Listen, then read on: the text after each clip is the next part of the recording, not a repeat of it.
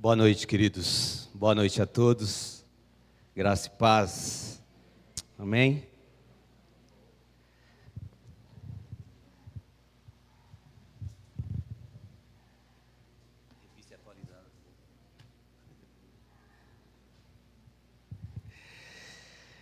Vamos lá? Todos preparados? Gostaria muito que nessa noite vocês me ajudassem aqui, porque é um grande desafio trazer a palavra de Deus na vida da igreja do Senhor. Queria compartilhar com vocês rapidamente Salmos, Salmo 91, versão aqui, Vitão, revista atualizada, tá bom?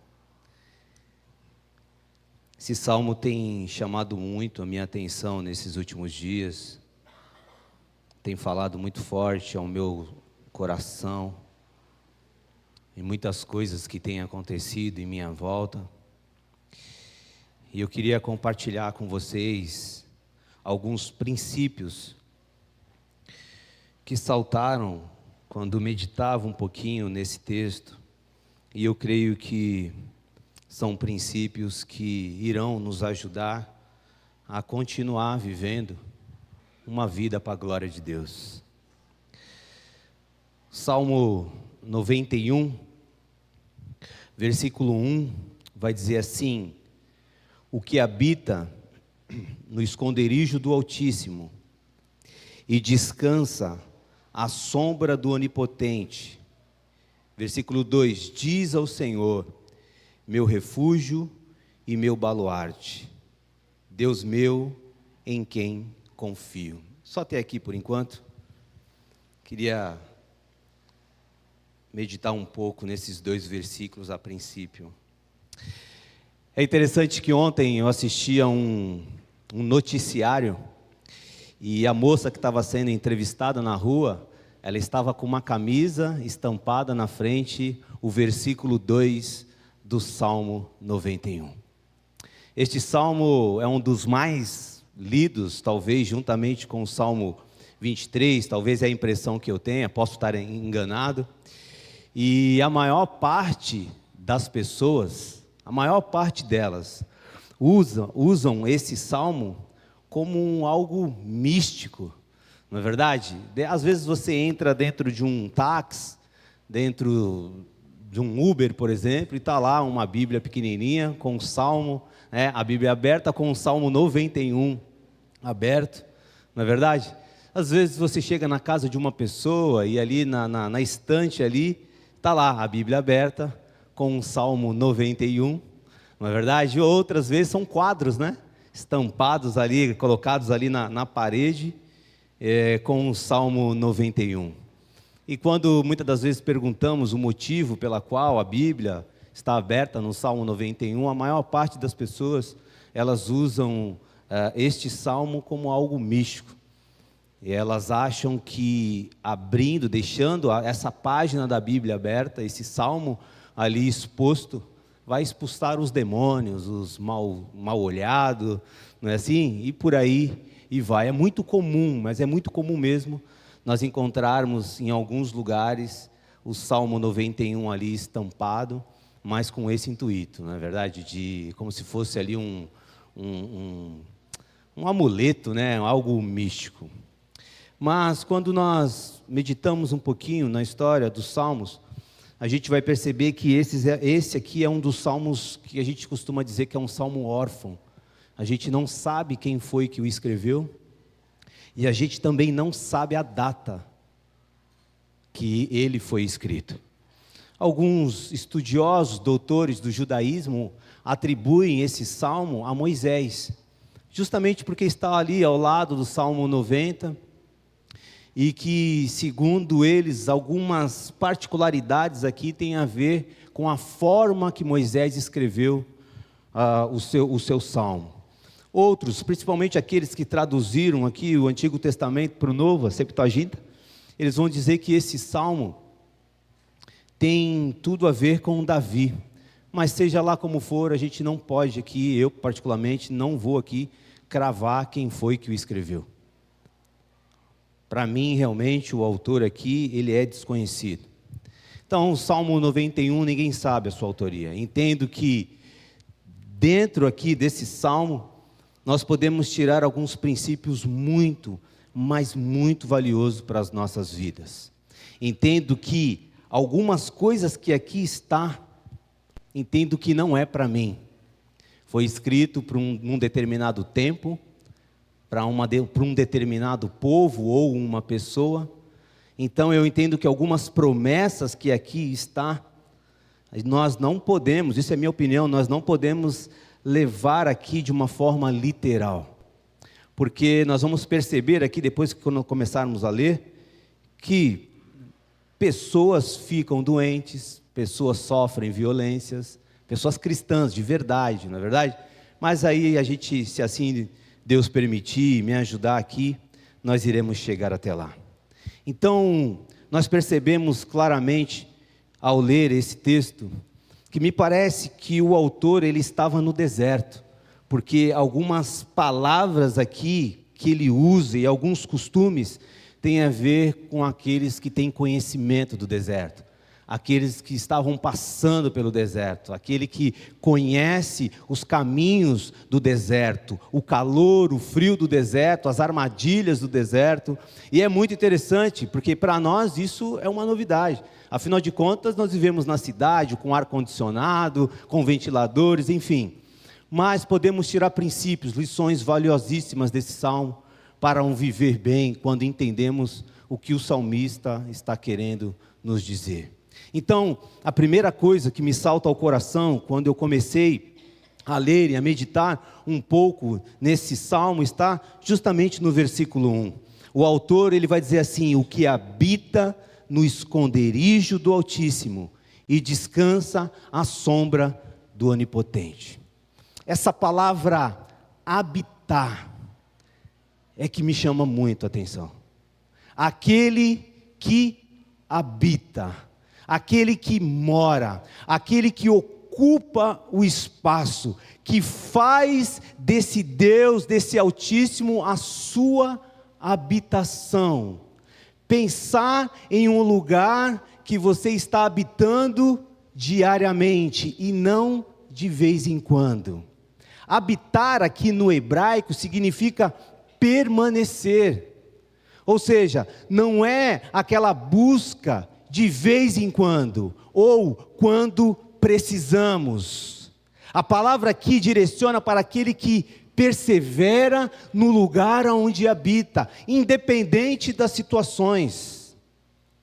Significa permanecer habitando mesmo diante de grandes tragédias. Aquele que tem um relacionamento pessoal, que busca esse relacionamento pessoal no lugar aonde ele está habitando. Segundo o salmista, quando nós olhamos para esse versículo 1, nós vamos perceber que este lugar não é para qualquer pessoa. Na verdade, esse lugar não. As bênçãos que aqui vai discorrendo, não é para qualquer pessoa. Segundo o salmista, não é qualquer pessoa que desfrutará da segurança e dos livramentos do Deus Altíssimo. Essa palavra não é para turistas, não são para pessoas que ora estão e daqui a pouco já não estão mais. Não é para aquelas pessoas que de repente, por uma situação difícil que acontece, eles deixam de habitar e vão procurar outros lugares. É interessante que Deus pode dar a eles do que propriamente um relacionamento. É interessante que essas pessoas que habitam nesse lugar, Deus se revela a eles de uma forma diferente, se relaciona com eles de uma forma diferente. O texto vai dizer que esse que habita no esconderijo do Altíssimo, ele descansa. esse que habita no esconderijo do Altíssimo, e essa palavra esconderijo significa abrigo, significa deter-se em um lugar secreto. Você está guardado onde nada poderá te achar. Estamos agora em meio às guerras lá no Oriente Médio, com certeza. Aqueles homens fizeram um lugar secreto para esse tipo de situação. Só que o salmista diz que esse lugar, que é um lugar secreto, nada, nem ninguém, nem nesta terra, nem no mundo espiritual, poderá te encontrar.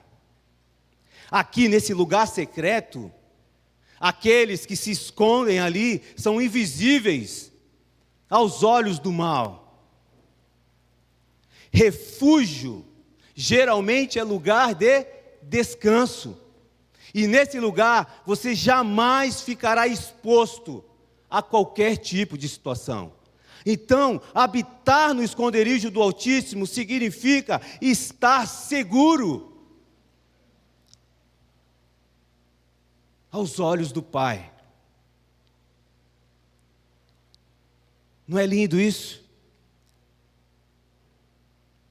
A segunda coisa que me vem ao coração, ainda no versículo 1, é que esses que habitam, que desejam habitar no esconderijo do Altíssimo, ele descansa à sombra do Onipotente. Descansar tem a ver com se entregar, tem a ver com confiar totalmente. Mas só se entregue, só confia quem cultiva um relacionamento, ou quem deseja ficar e permanecer habitando nesse esconderijo. Tem a ver com entrega, tem a ver com confiança, é descansar não só o físico, mas o mental, o emocional, o espiritual, ou seja, todo o teu ser descansa quando você está habitando no esconderijo do Altíssimo. A atmosfera que te envolve é uma atmosfera de total segurança, onde é removido todo o medo. Porque você descobre, assim como uma criança que se joga ou se encontra no colo de um pai, descansando e segura, independente do que está em sua volta. O descansar, ele muito tem a ver com o resultado de uma intimidade pessoal que leva essa pessoa a saber de fato quem é o Altíssimo, quem é Deus e quão grande é o seu poder. Quando eu olho para esse texto, esses homens não tinham a Bíblia completa como nós temos. Eles não sabiam o final da história. E eu fico imaginando o que foi que esses homens viram. Eu insisto em falar isso em todas essas últimas mensagens que eu tenho pregado. O que foi que esses homens viram que eu ainda não vi com o Senhor? Para eles descobrirem essa joia, essa intimidade, de saber que o lugar mais seguro da face dessa terra é a presença de Deus. É viver para a glória de Deus. Eu fico imaginando o que esses homens viram, ao ponto de escrever uma mensagem, um poema, uma música, compondo ali para o Senhor. O salmista convoca todos os que estão cansados, feridos, machucados, a permanecer ou a visitar e ficar no esconderijo do Altíssimo e lá descansar. Porque lá e somente lá é o lugar de descanso para nós. É uma reflexão que somente no Senhor nós encontramos o descanso pleno. Só se confia no que se conhece, só se descansa quando encontramos um lugar real e seguro. Mateus capítulo 11, versículo 28, Jesus vai dizer: olha, venham a mim, todos os que estão cansados e sobrecarregados, e eu lhes darei descanso. Estar nesse lugar secreto é viver com certeza e ter a convicção de que tudo o que acontecer com você é com a permissão do Altíssimo. É saber que Ele é poderoso e soberano sobre a tua vida. E é ter a mesma convicção que o apóstolo Paulo teve quando escreveu aos Romanos, lá no capítulo 8, versículo 31, ele vai dizer assim: que diremos, pois, à vista destas coisas? Se Deus é por nós, quem será contra nós? Mas ele continua: aquele que não poupou o seu próprio filho, antes, por todo nós o entregou, porventura, não nos dará graciosamente com ele todas as coisas? Quem intentará acusação contra os eleitos de Deus? É Deus quem os justifica. Quem os condenará? É Cristo Jesus que morreu, ou antes, quem ressuscitou, o qual está à direita de Deus e também intercede por nós. Quem nos separará do amor de Cristo? Aí ele começa: será que é a tribulação, a angústia, a perseguição, a fome, a nudez, ou o perigo, ou a espada? Como está escrito: por amor de ti, somos entregue à morte o dia todo. Fomos considerados como ovelhas para o matadouro, e em todas as coisas, porém, somos mais do que vencedores por meio daquele que nos amou. Quem procura viver, quem busca estar neste lugar, começa a ter essas convicções, que aconteça o que acontecer, Ele é o Senhor da minha vida. Porque o salmista descobriu que aquele que habita no esconderijo do Altíssimo aprende a descansar sobre a sombra do Onipotente, porque sabe que ali é o melhor lugar para se estar, independente das circunstâncias. A sombra do Onipotente significa fortaleza, é o lugar de defesa. O próprio Deus será o escudo, e é Ele que nos cobre de todos os lados. Uau! Parece que esse homem estava no deserto, vivendo grandes batalhas. E aí ele descobre que o melhor lugar para se estar é na presença do Senhor. É cultivar esse relacionamento pessoal com Deus. No versículo 2, o salmista nos leva a crer que aquele que habita e descansa, não tem dúvida que esse habitar passa por todas as áreas da vida. Olha o versículo 2: diz ao Senhor, meu refúgio, meu baluarte ou minha fortaleza, Deus meu, em quem eu confio. Todas as áreas das nossas vidas passa por essa convicção daquele que habita na casa do Altíssimo. Ou seja, aconteça o que acontecer, Ele será o meu refúgio, Ele é a minha fortaleza, o meu escudo, e é nele que eu me refugio. Ele diz com toda certeza, e você pode nessa noite dizer isso, independente daquilo que você está vivendo: olha, Ele é o meu, não é o do pastor, não é de ninguém, Ele é o meu refúgio, Ele é o meu baluarte, Ele é minha fortaleza. E se é assim, então aconteça o que acontecer, eu sempre estarei protegido. Ele é o meu Deus. E tudo isso passa por todas as áreas de nossas vidas. Não são apenas por alguma. Quem habita no esconderijo do Altíssimo, entrega-se completamente para Ele. Não tem olha, essa área aqui eu dou para o Senhor, mas essa área da minha vida, não. Não tem como ser assim. Ou você mora, ou você habita, ou você não habita. O salmista faz desse salmo um momento ápice da adoração dele, plena, pois ele se utiliza de 4 palavras-chave para mostrar para quem lê quem é Deus. Ele usa a palavra Elion, quando ele fala do Deus Altíssimo. Quando ele fala da palavra onipotente, ele fala El Shaddai. Você sabe muito bem disso, né, Júlio?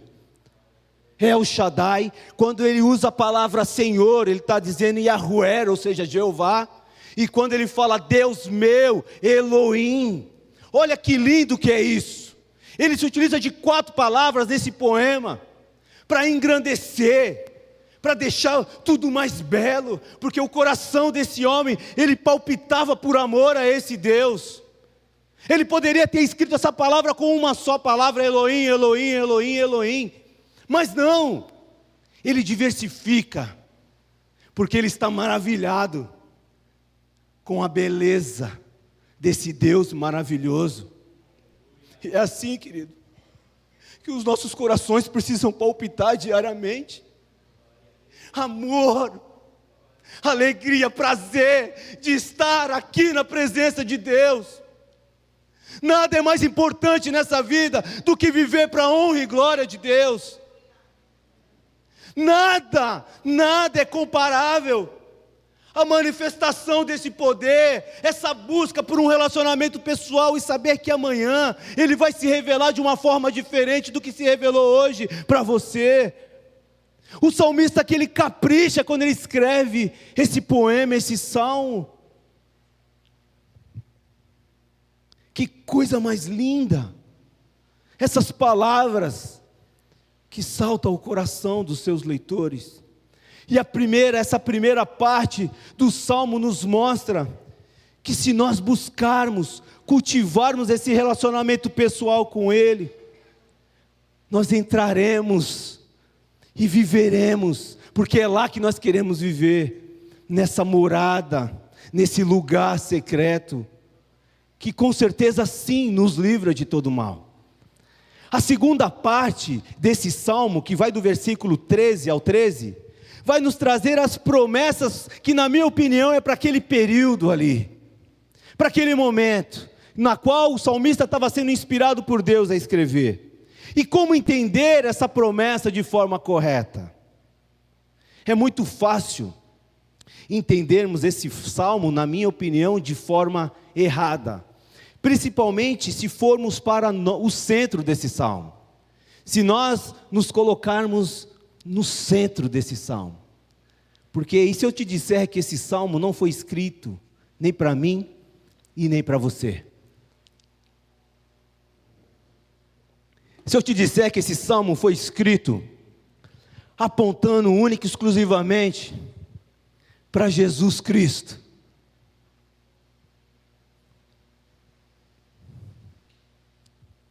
deixe-me lembrá-los do que lemos aqui, o que iremos ler agora aqui.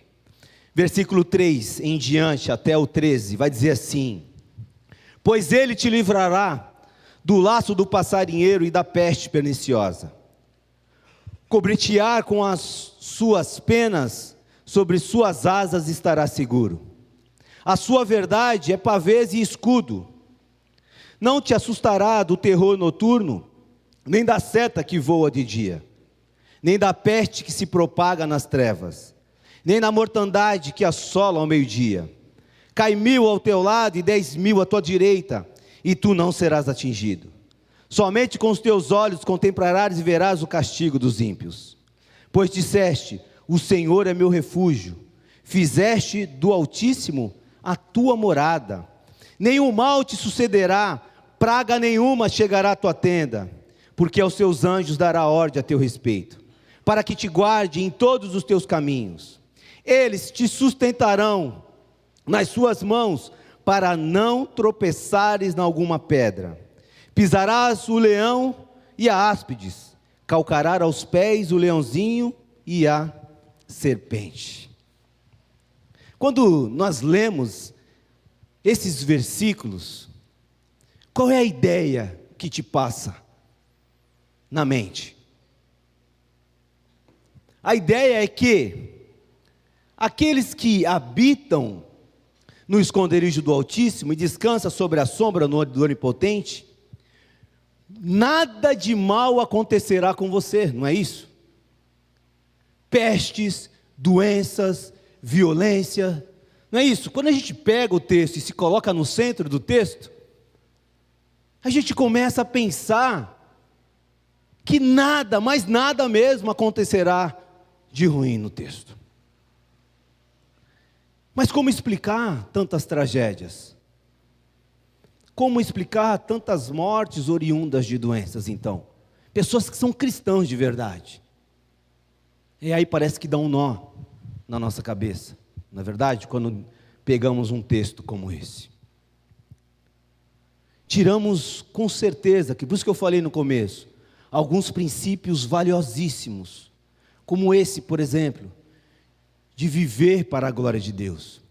E com certeza, viver para a glória de Deus, Ele nos livrará de muitas coisas, Ele nos livrará de muito sofrimento. De muito sofrimento. Versículo 3 vai dizer que Ele nos livrará do laço do passarinheiro. O salmista nos leva, os seus leitores, a pensarem em uma imagem. Laço de passarinheiro é um caçador de passarinhos, de pássaros. E esse laço é aquelas armadilhas que se pega passarinho. Se usa até nos dias de hoje, talvez antes usasse mais, mas hoje, né? Que faz aquela arapuca com uma cordinha, tem um alimento muito saboroso lá dentro, o passarinho inocente vai, puxa a cordinha, está preso, e preso para sempre. Não é isso? Tem um alimento aparentemente muito saboroso, e a armadilha que é algo muito, muito perigoso, mas que para o passarinho não aparenta ser uma armadilha. O passarinho, ele pensa que achou o alimento para suprir as suas necessidades, mas na verdade é uma armadilha que vai aprisioná-lo para o resto da sua vida. É assim conosco também, em muitas arapucas sutis armadas para nós, aqui nessa terra, e também no mundo espiritual. Somos encorajados aqui pelo salmista a permanecer no esconderijo do Altíssimo e descansar na sombra do Onipotente, e assim nós teremos mais facilidades de discernir o que é e o que não é de Deus. Por isso, queridos, uma coisa que tem sido ressaltada aqui, é importante todo cristão ler diariamente a palavra, para não ser enganado. É importante diariamente o cristão separar um tempo a sós com Deus de oração, para que obtenha discernimento daquilo que é e daquilo que não é, daquilo que pode e daquilo que não pode, daquilo que é sutil, mas que não vem do Senhor, porque se assim não for, você será facilmente abatido. O versículo 4 vai nos levar que Ele vai nos cobrir com as suas penas. Ele destaca aqui a imagem de um pássaro protegendo os seus filhotes, e vocês vão entender o porquê no final. Rute capítulo 2, versículo 12 vai dizer assim: o Senhor retribua o teu feito, e seja cumprida a tua recompensa do Senhor, Deus de Israel, sob cujas asas vieste buscar refúgio. Foi pregado aqui esse texto. Rute, debaixo das asas do Senhor, foi buscar refúgio. O Salmo 36, 7 vai dizer assim: como é preciosa, ó Deus, a tua benignidade, por isso os filhos dos homens se acolhem à sombra das tuas asas. São princípios que vêm para nós, em saber que nesse lugar nós estamos protegidos. Deus é um Pai perfeito, como cantamos aqui, que nunca se distancia dos seus. Ele é amoroso e Ele é protetor. Que você nunca esqueça disso. Do versículo 5 ao 6, parece nos dizer que a violência e a doença nunca chegará até nós. Ou seja, parece que nós estamos livres de pestes, de doenças pandêmicas, várias doenças, de violências. No versículo 10, parece que ele vai nos dizer que nenhum mal vai te atingir. E no versículo 11, ele dará ordem aos seus anjos a seu respeito, para que te proteja em todo o teu caminho. Parece nos dizer que o mal nunca vai acontecer conosco.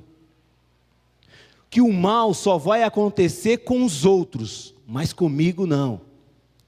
E a pergunta que eu digo para vocês, e pergunto aqui para vocês é certo pensar dessa forma? Que nunca o mal vai nos assolar? Que nunca você vai pegar uma doença? Agora veja, se aqueles que creem, acreditam para valer em Deus, que se acha que vai se livrar de todo o mal, que nenhum mal vai acontecer com ele, então nós precisamos levar em consideração o contrário dessa frase.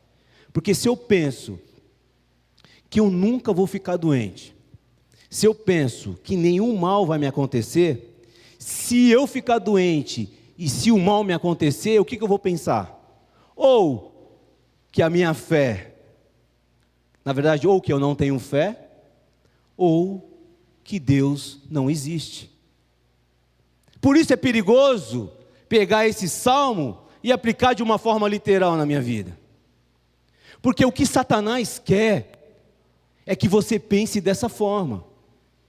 Que se eu estiver ali na presença de Deus, doença, mal, peste, nunca vai me assolar.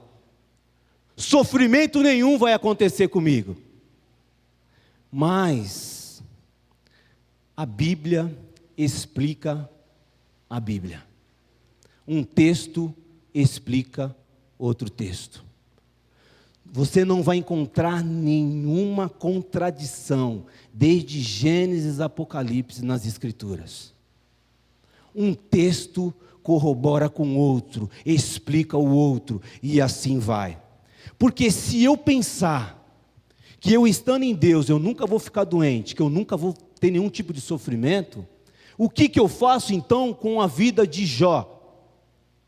Então, para entendermos de forma mais fácil esse Salmo 91, é necessário trazer para esse contexto a vida de Jó, que sofreu coisas terríveis, perdeu seus bens, perdeu seus filhos, ficou terrivelmente doente, ao ponto de desejar a morte.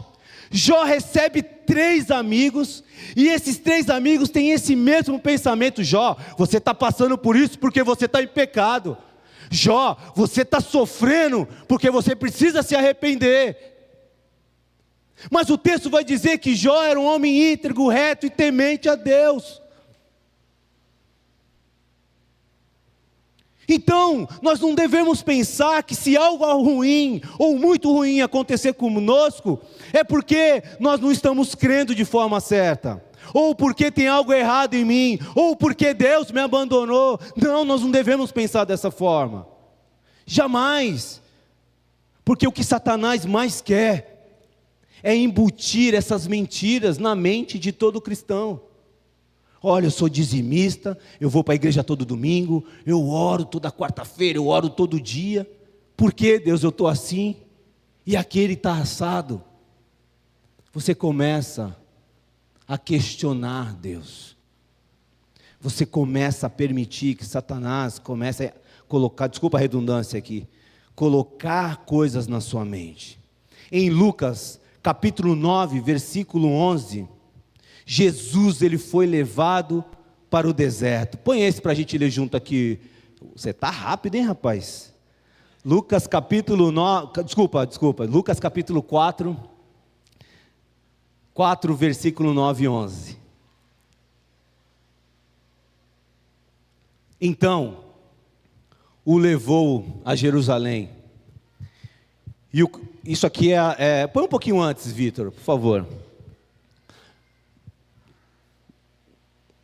Não sei se vai dar tempo de ler o texto todo. Acho que vai dar tempo. Da tentação de Jesus. Vai lá um pouquinho mais antes. Mais um. Mais um. Durante 40 dias, sendo tentado pelo diabo, nada comeu naqueles dias. Jesus, nada comeu naqueles dias, ao fim dos quais teve fome. Disse-lhe então o diabo: se és filho de Deus, manda que esta pedra se transforme em pão. Mas Jesus respondeu: está escrito, não só de pão viverá o homem. E levando-o, mostrou-lhe num momento todos os reinos do mundo. Disse-lhe o diabo: dar-te-ei toda esta autoridade e a glória desse reino, porque ela me foi entregue e a dou a quem eu quiser. Portanto, se prostrado me adorares, toda será tua. Mas Jesus respondeu: está escrito, ao Senhor teu Deus adorarás e só a Ele darás culto. Olha agora. Então o levou a Jerusalém e o colocou sobre o pináculo do templo e disse: se és o Filho de Deus, atira-te daqui abaixo, porque está escrito. O diabo cita o Salmo 91. Satanás conhece a Bíblia. Olha só. Aos seus anjos ordenará a teu respeito que te guardem, e eles te sustentarão nas suas mãos, olha, igualzinho, para não tropeçares em alguma pedra. Respondeu-lhe Jesus: dito está, não tentarás o Senhor teu Deus. Essa palavra, não tentarás o Senhor teu Deus, está dizendo assim: nunca duvide daquilo que o Senhor te prometeu. Nunca duvide de quem é o Senhor na tua vida. Em um momento o diabo cita o Salmo 91 para Jesus. Isso pode nos dar uma falsa impressão, onde parece que é Deus que está falando, porque ele usa as escrituras, mas ele usa de uma forma errada e totalmente distorcida. Que se cremos em Deus, nós não tropeçaremos. Essa é uma das estratégias que Satanás usa para poder nos derrubar. Ele sabe que isso parece dizer, e ele coloca isso sobre Jesus. Satanás está tentando persuadir e convencer a Jesus a não andar pelo caminho do sofrimento, pelo caminho da cruz. Devemos crer sim, devemos viver para a glória de Deus. Um Deus justo, perfeito. Sabemos que Ele, se quiser, pode nos livrar de todas as coisas. Mas uma das mentiras do diabo é nos fazer acreditar que Deus é bom. Então, se Ele é bom, então por que Ele permite o meu sofrimento? Se sofro, é porque esse Deus bom não se importa comigo que sou pecador. Se dermos ouvido àquilo que o diabo está querendo dizer, citando as escrituras, que você nunca vai ficar doente, que você nunca vai tropeçar. Só existe um justo nessa terra, querido. Só um justo só pisou nessa terra. E é muito importante nós sabermos que o sofrimento, ele faz parte da vida de todo cristão. Se estou sofrendo com algo que me aconteceu, logo as promessas de Deus falharam em minha vida. Se pegarmos literalmente essas verdades e trazermos para os nossos corações, sem pegar o contexto de toda a Bíblia, cometeremos um erro gravíssimo. E seremos minados, a nossa fé será minada. Porque você vai ver a vida do outro prosperar e a sua não, e você vai achar que Deus não gosta de você. Esse tipo de pensamento são setas do diabo para minar a fé. Pergunte nas ruas, por que as pessoas não acreditam em Deus? A maior parte delas vão dizer que não acreditam em Deus, porque se Deus existisse, o mundo não estaria dessa forma. É uma mentira embutida na mente das pessoas. O que o diabo mais quer é que todo cristão acredite que nunca irá sofrer em nenhum momento, em nenhuma área da vida. quando Jesus anuncia para os seus discípulos o caminho da cruz, ele começa a dizer assim: olha, é necessário que o Filho do Homem sofra, padeça, e está bem próximo da chegada. O que Pedro faz, usado por Satanás? Mateus capítulo 16, versículo 21, 23, vai dizer assim: desde esse tempo, começou Jesus Cristo a mostrar a seus discípulos que era necessário seguir para Jerusalém e sofrer muitas coisas dos anciões, dos principais sacerdotes, dos escribas, ser morto e ressuscitado ao terceiro dia. E Pedro, chamando-o à parte, começou a reprová-lo, dizendo: tem compaixão de ti, Senhor, isso de modo algum te acontecerá. Mas Jesus, voltando-se, disse a Pedro: arreda-te, Satanás, tu és para mim pedra de tropeço, porque não cogita das coisas de Deus, e sim das coisas dos homens. É necessário eu sofrer, é necessário eu passar por tudo isso, Pedro. Uma das principais estratégias de Satanás é embutir nos cristãos que não precisa trilhar o caminho de qualquer sofrimento. Agora, não existe, querido, não existe evangelho sem a cruz. Não existe evangelho sem negar a si mesmo. Não existe evangelho sem trilhar por algum momento o caminho da dor, o caminho da perda. Uma das passagens que nos ajuda a entender o Salmo 91, está em Lucas capítulo 21, versículo 15. Vai dizer assim: porque eu vos darei boca e sabedoria, a quem não poderão resistir, nem contradizer todos quantos se vos opuserem, e sereis entregue até por vossos pais, irmãos, parentes e amigos, e matarão alguns entre vós. De todos vocês serão odiados por causa do meu nome. Contudo, olha que lindo isso. É isso, querido.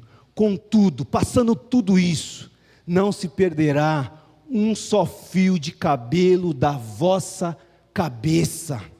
O sofrimento virá, as perdas virão, mas uma coisa você pode ter certeza, querido: aquele que habita no esconderijo do Altíssimo está protegido.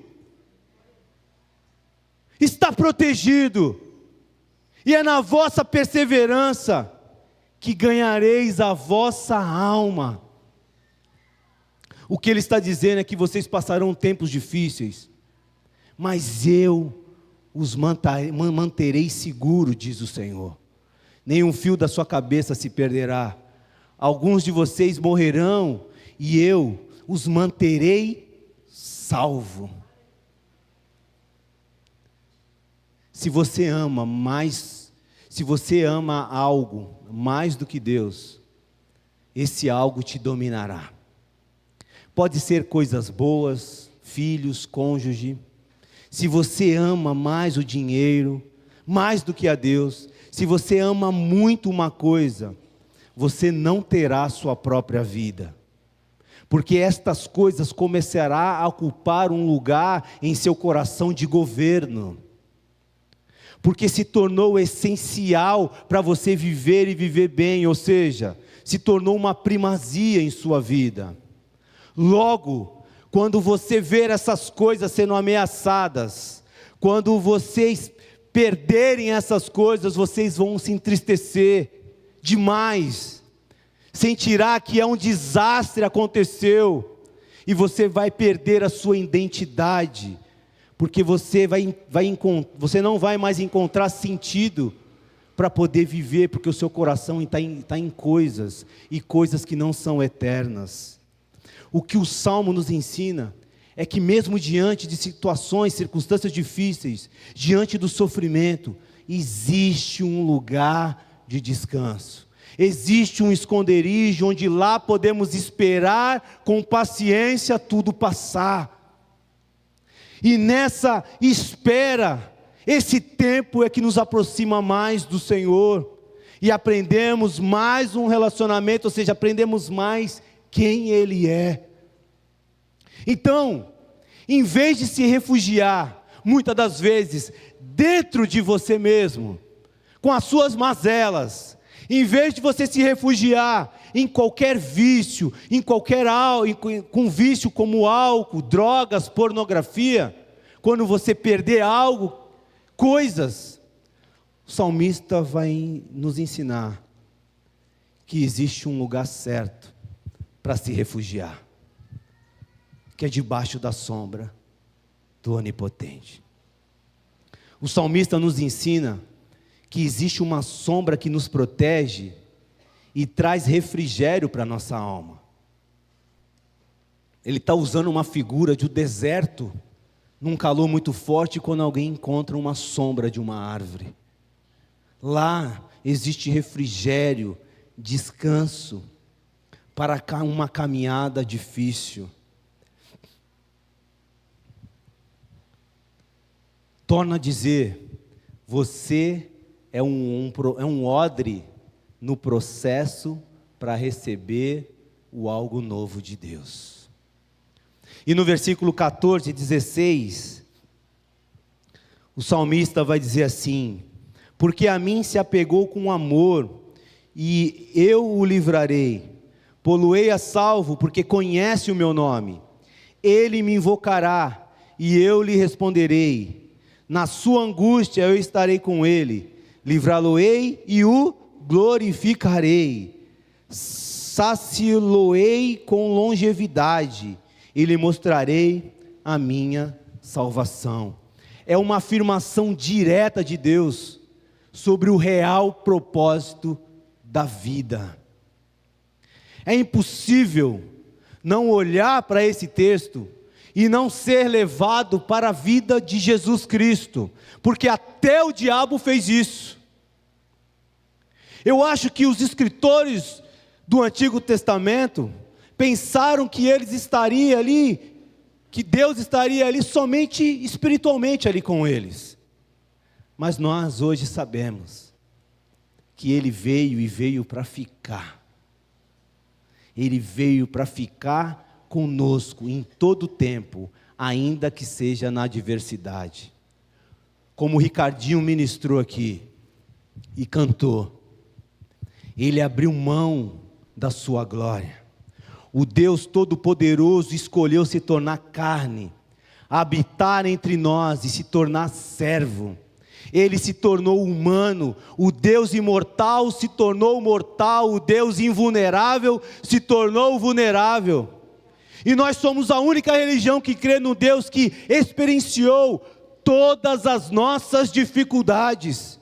Ele soube o que é ser traído.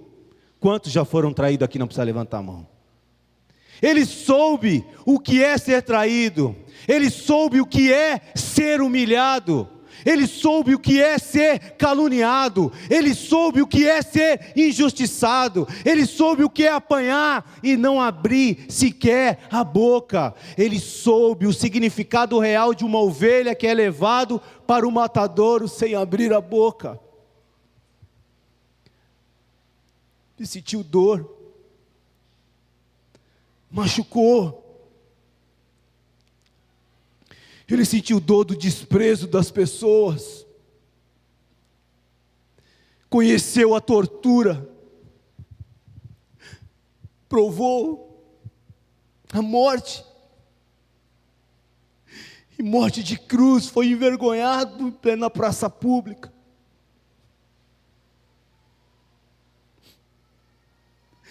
Agora, se ele que era justo, não havia pecado nenhum, passou tudo isso por mim e por você, você acha que nós também não passaríamos?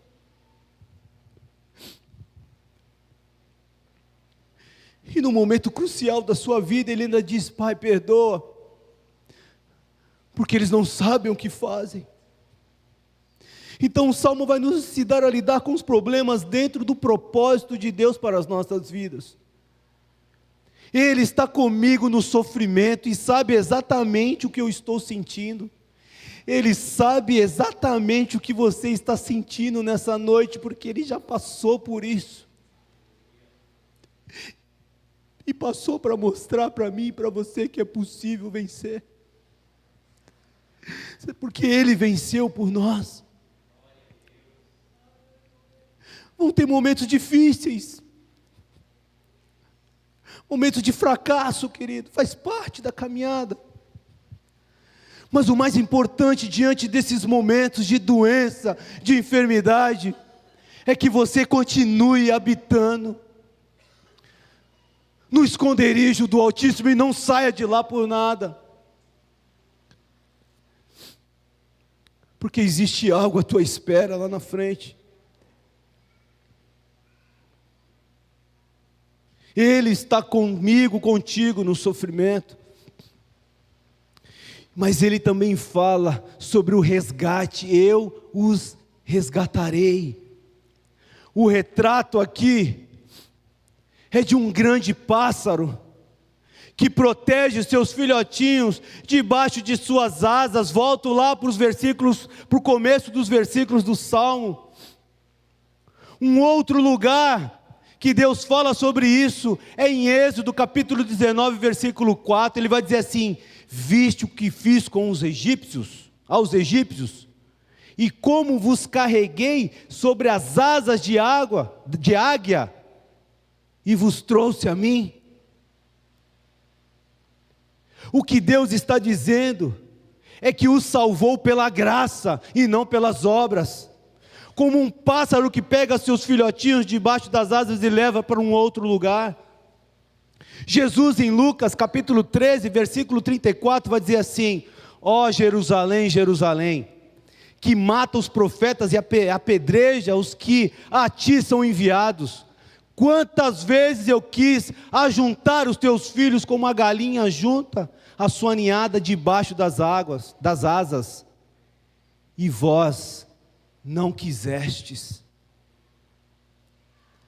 A galinha ou o pássaro protege seus filhotinhos do quê?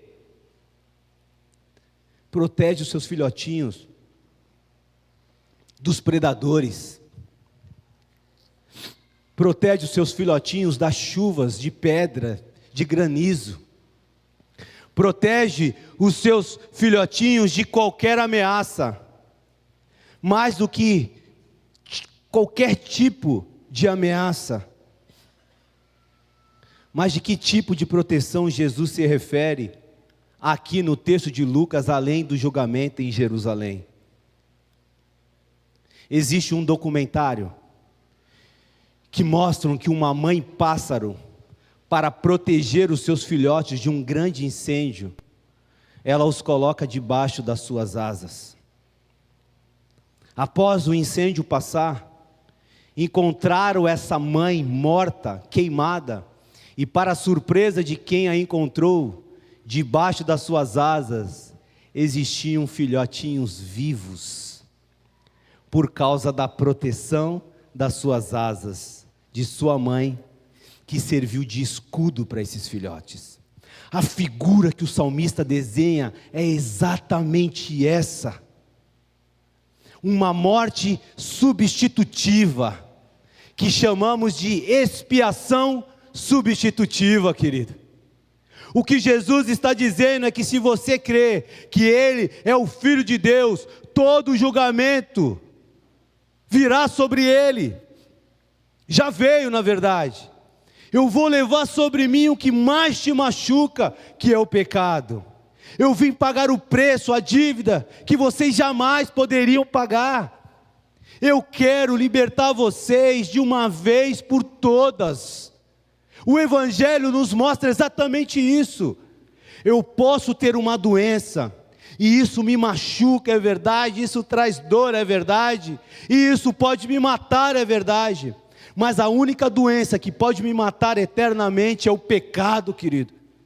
E para aqueles que habitam no esconderijo, essas pessoas já estão curados dessa doença.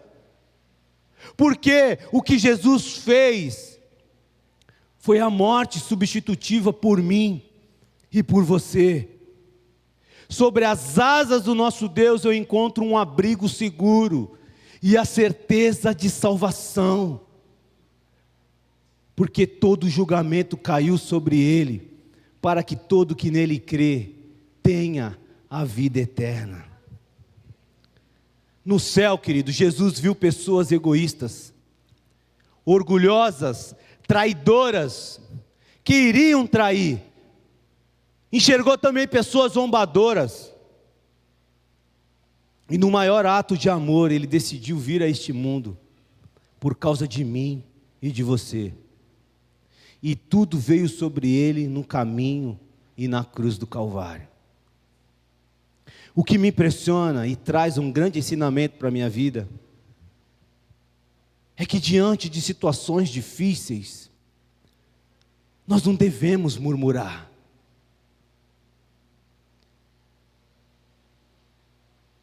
Em situações de dor, nós não devemos murmurar. E devemos entender que tudo isso é um aprendizado, para que nos tornemos pessoas cada vez melhor. Se você tem a convicção de que o Senhor é contigo, então essa caminhada que você está trilhando, Deus tem um propósito maior. Não que Deus tenha prazer no teu sofrimento, não é isso que eu estou dizendo. Mas o que eu estou dizendo é que a gente vive num mundo caído, corrompido. Iremos ficar resfriados, iremos ficar doentes, sim, mas com a convicção de que é tudo com a permissão dEle.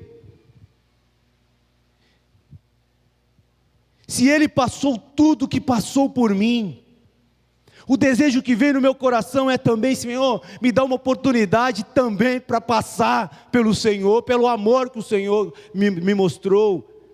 Se Ele foi paciente em tudo que sofreu, eu também buscarei ser paciente em tudo que eu irei sofrer. Se o Senhor não abriu a boca, eu também não abrirei quando for caluniado. Porque eu habito no esconderijo do Altíssimo, e assim eu serei protegido de todo mal. Essas coisas não vai obter o governo do meu coração, porque eu já sou livre.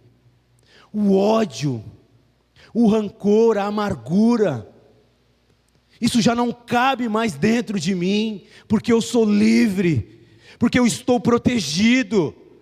Essas coisas que vêm de fora não vão me atingir.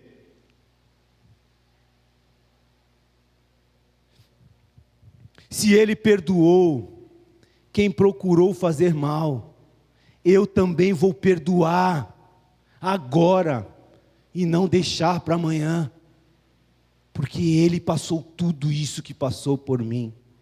Ele me amou.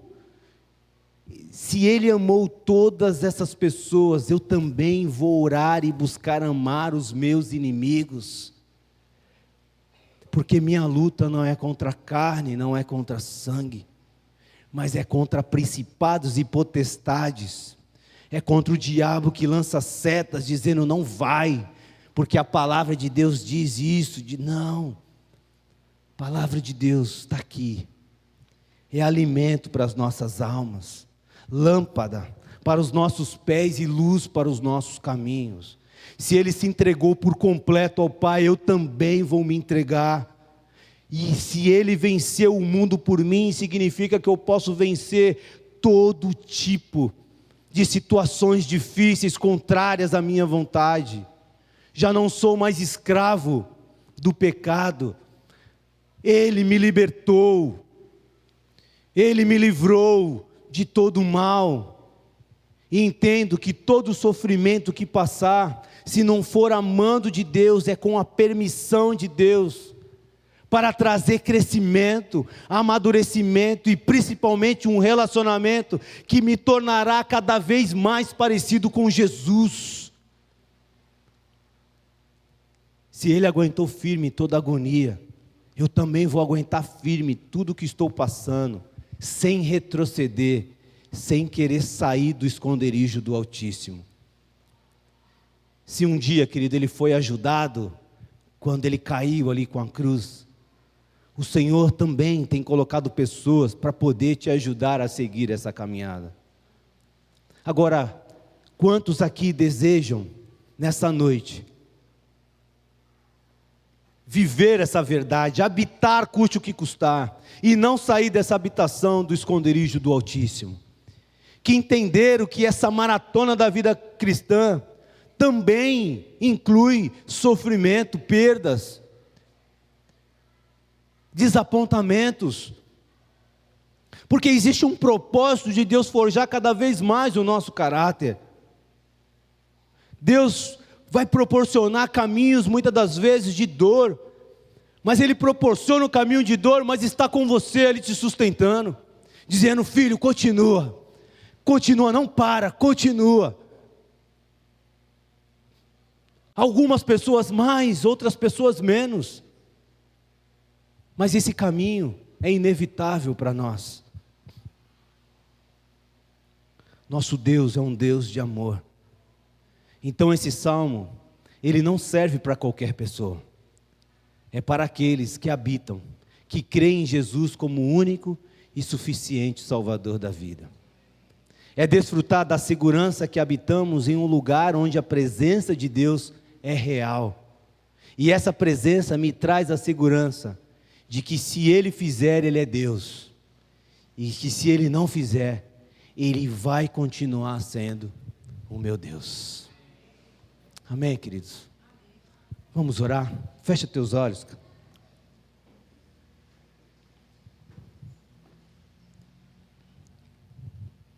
E ore ao Senhor nessa noite. Põe diante de Deus o seu coração. Senhor, se precisa, Senhor, mudar algo, faz de novo, Senhor. Faz de novo nas nossas vidas. Aconteça o que acontecer, eu continuarei buscando um relacionamento íntimo e pessoal com o Senhor. Pai, tudo aquilo que eu tenho passado, tudo aquilo que eu tenho vivido, eu sei, Deus, que o Senhor tem um propósito para isso. Eu sei que o Senhor não me abandonou e nunca irá me abandonar. Eu sei, Deus, que o Senhor tem procurado me ensinar tudo o que preciso, Senhor, saber. Eu sei, Deus, que o Senhor me ama. E eu sei que eu estou seguro nos teus braços, porque o Senhor me escolheu, o Senhor me separou para viver uma vida gloriosa com o Senhor. Aconteça o que acontecer, eu tenho certeza, Deus, que o Senhor é comigo. Senhor, eu quero nesta noite, Deus, agradecer ao Senhor, ó Deus, por tudo que o Senhor tem feito na vida, Senhor, desta igreja, Pai. Que o Teu Espírito Santo, Pai, ministre aos nossos corações, ó Deus, a Tua verdade. Que o Senhor não permita, Deus, que sejamos enganados, ó Deus. Sabemos, ó Pai, que nesta vida há tempo para todas as coisas. Há tempo de sorrir, há tempo de viver, há tempo de brincar, há tempo de chorar, há tempo de sofrer. Mas, diante de todas essas coisas, ó Deus, nós sabemos uma coisa: o nosso Redentor vive, e Ele é conosco, Deus. Sabemos, ó Deus, que na Tua presença, Deus, é o lugar mais seguro para se estar, porque na Tua presença existe a paz que excede todo o entendimento humano. Na Tua presença existe uma alegria inexplicável mesmo diante de situações difíceis. Na Tua presença, Deus, há um prazer, Deus, Sabe, é um prazer, Deus, inexplicável, Pai. Por isso o Senhor nos ensina, Deus. Nos ensina a vivermos nos momentos mais alegres das nossas vidas, mas nos ensina também a vivermos, ó Deus, nos momentos de maior tristeza, Senhor.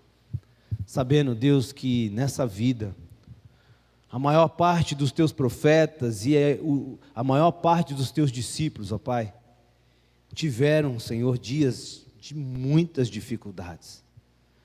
E assim também seria conosco, Deus. O que habita no esconderijo do Altíssimo, descansa sobre a sombra do Onipotente. Louvado seja o teu nome por isso. Então cuida, Senhor, dos teus.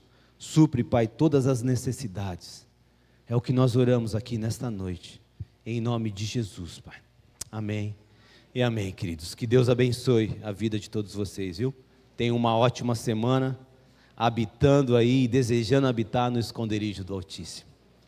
Amém? Deus abençoe.